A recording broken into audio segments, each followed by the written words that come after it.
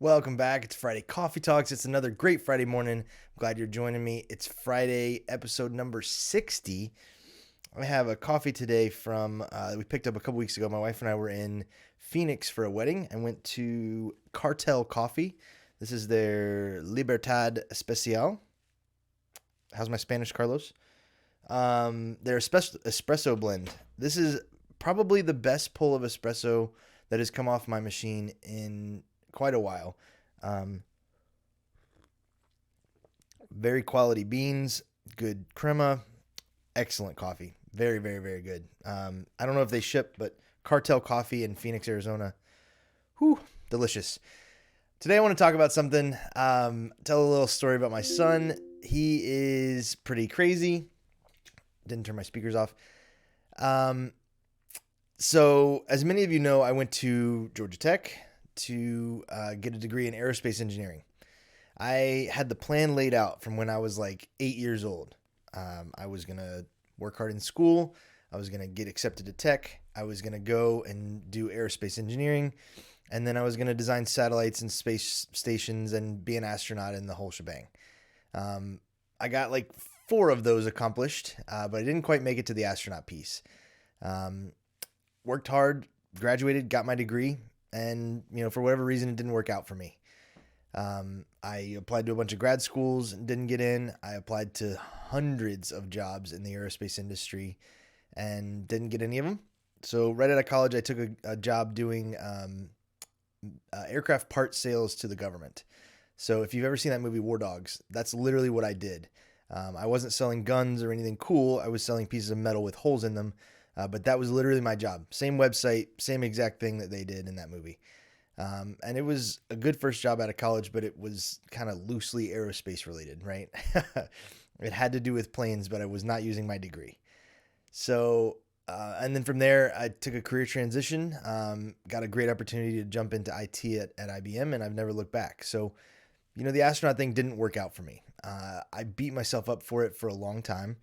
But it happened the best way that it could. I'm very happy with where I am.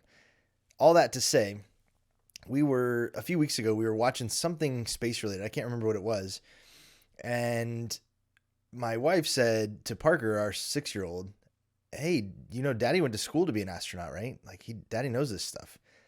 And it like stuck in his head. He's like, well, why aren't you an astronaut then, Dad? I'm like, yeah, well, bud, sometimes things just don't work out. And apparently he has a very caring heart. He does. And so the last couple weeks have been just overload of him trying to compensate for my sadness over not being an astronaut. He doesn't quite get that he's not quite helping. He's more rubbing it in, but I found it very funny. So there's been like every situation that you can think of. He brought me home a space bookmark from school the other day and handed it to me, and he said, Dad, I wanted you to have this because I know you're sad about not being an astronaut. So this can remind you. I was like, okay, but thanks. And then the other day while I was working, he had a digital learning day, was home all day. And when I came up from my office, he had made a whole space themed party. And his line to me was, Dad, I know you're sad about not being an astronaut and that you didn't quite get to your goals. And so I wanted to create a space party for you so that you could have fun and not be sad about not being an astronaut. I'm like, buddy, I appreciate the heartfelt attempt, but you're not really helping. I found it very funny. But anyways, that's kind of what I want to talk about for the main topic today too, is goal setting approaches, imposter syndrome, and kind of the heart behind Friday Coffee Talks, some of what I'm trying to do here. Sure, I'm a guy just sitting here talking in my basement, but I want this to be something that's not only enjoyable for people to watch, but it adds value to them. So let me put this out there first and foremost. I am not a sales trainer. I have no intentions of being a sales trainer, nor do I want to even be a podcaster, really. There are really good sales trainers out there. Brian Burns is a fantastic one. I'm even going to tag his show in the comments because he's doing a great job. Listen to what he has to say. That's not me. There are also really bad sales trainers out there. In my opinion, I know they have a lot of fans. I don't want to step on any toes. But like I don't like Grant Cardone. I don't like Jordan Belfort. The Wolf of Wall Street was a great movie, but I don't want to sell like Jordan Belfort. I don't want the people that are on my team to sell like Jordan Belfort. Um, I don't want this show, this podcast to be something that turns into a sales course. I don't have a method. I don't have tips. And I think that's where those guys fall short to me. You're never, ever going to see me make a video that says, here's 3 easy ways to get closer to your quota. It doesn't work like that. Nor am I going to charge $10,000 to come to a seminar for me to tell you how to sell. That's ridiculous to me. And I think it's indicative of our industry changing. Sell me this pen is no longer valid. If anybody asks you that in an interview, run away. Like, please just don't go work for people like that. That's not the way that this world operates anymore. And so all that is to say, I'm going to talk about sales a lot. It's something that I live and sleep and breathe every day of my life because I'm passionate about it. But this is not going to turn into a sales course from me. The purpose of this for me is to share my experiences, share the things that I've been through, because I've been where all of you are. In most ways, I am still where a lot of you are, or haven't gotten to yet where you are. So I'm just trying to share the things I experience to help whoever I can, really. So I want to go back. When I first started at Store Magic a number of years ago, I was coming from the engineering side. And when I took this job, I took it under the impression that I was just going to slide right in and everything was going to be rosy.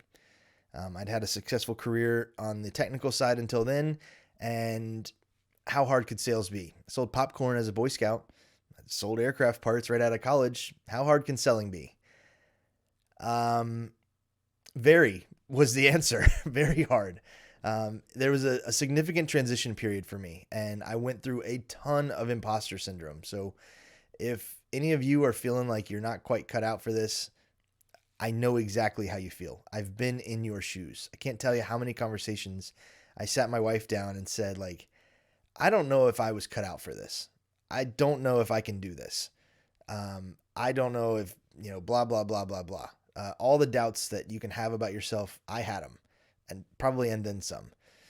And luckily, from that, I didn't give up, first of all, and I changed my method. I changed my approach. I changed everything about what I did. I went and I found mentors. Some mentors found me. I started reading. I started asking questions, and I started learning. And what would you know? I turned this into a successful career. And now I'm in a point where I'm working a job that I'm really good at. I'm pretty damn good at this. And that's not to sound cocky. It's to sound confident. This job lines up really well with my personality, with my demeanor, with my skill set, and I can do a good job at this. And the fact that I had doubts about that before doesn't say anything negative about me. It says everything negative about I took the situation I was in and I applied that to me and not the situation. So for all of those of you out there who feel like you may not be quite cutting it, for maybe you've missed your sales target for a couple of quarters in a row, just stick with it. Go find some resources, go find some people that can help you. Because if you're cut out for this, if you have the makeup to do this job, you can do it. I promise you can. I've gone from the bottom to the top. Now that I'm on the top, that sounds really bad. I've had a successful career, and I've made the most of the opportunities I've been given. And I think a lot of that is from just sticking with it and just trying to get better every day. And more importantly, it's from doing things the right way. So don't take these shysters out there that are telling you to manipulate people and to trick them into doing what you want. That's not what we're out to do. So anyways, thanks for joining me. I've got some really good interviews lined up over the next couple weeks that I'm really excited about. Without spoiling anything, you're going to get to hear a little bit about my early sales days, my early sales days. And I hope you have some great coffee this week. So thanks for joining me. I'll catch you next week.